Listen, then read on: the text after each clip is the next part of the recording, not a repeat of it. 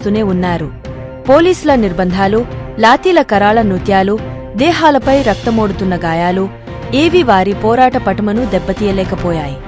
అందుకే ఆ మహోద్యమం మరచిపోలేని విజయాలతో ముందుకు సాగపోతోంది.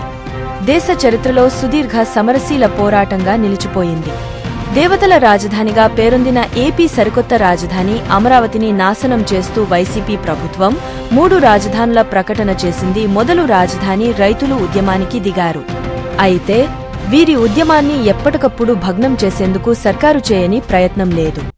మహిళలు స్నానం చేసే సమయంలో డ్రోన్ కెమెరాలు తిప్పి దీనిని అడ్డుకున్న 40 మందిపై కేసులు పెట్టి 20 రోజుల పాటు జైలుపాలు చేసింది. ఇప్పటి వరకు 2600 మందిపై 600కు పైగా కేసులు బనాయించారు.